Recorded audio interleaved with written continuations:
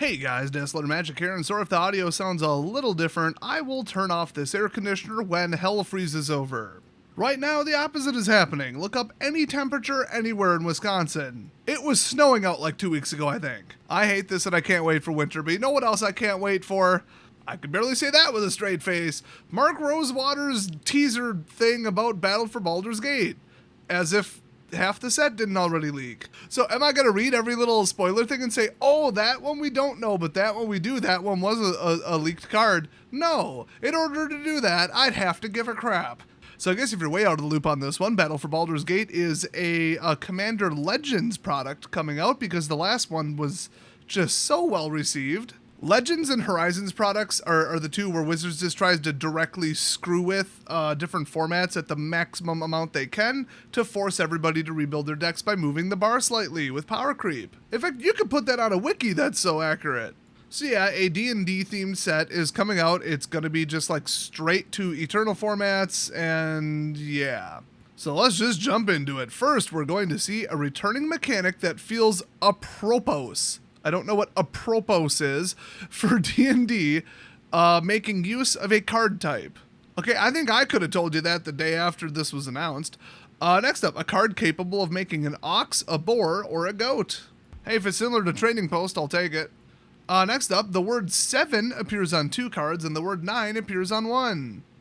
Who cares? Next up, a new legendary colorless artifact token named Volo's Journal. Okay, that's interesting.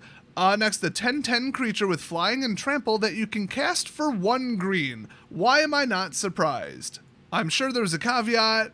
Actually, I think this one's already been leaked.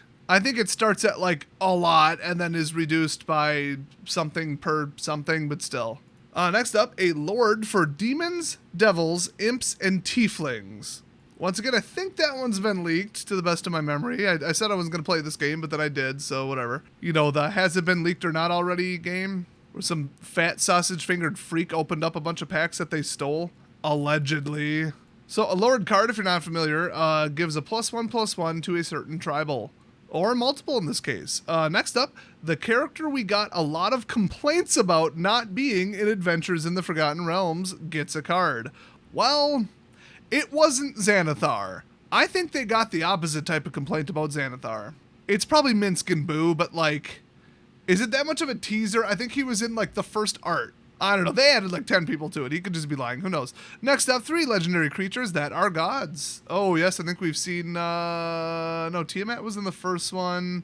We already have Lolth. I forget, but we have seen one.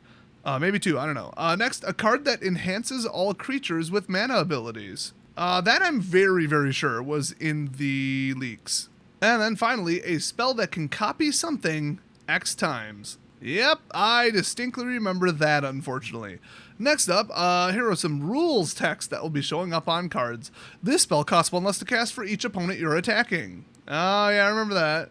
Then they've got that artifact becomes a 0/0 homunculus artifact creature with flying. I believe we saw that one as well. An awful lot of these got leaked. Next up, whenever you cast a spell you don't own. Oh, God. I mean, it's Commander. A lot of stuff can fly, but that's still pretty trolly. It's a fine line.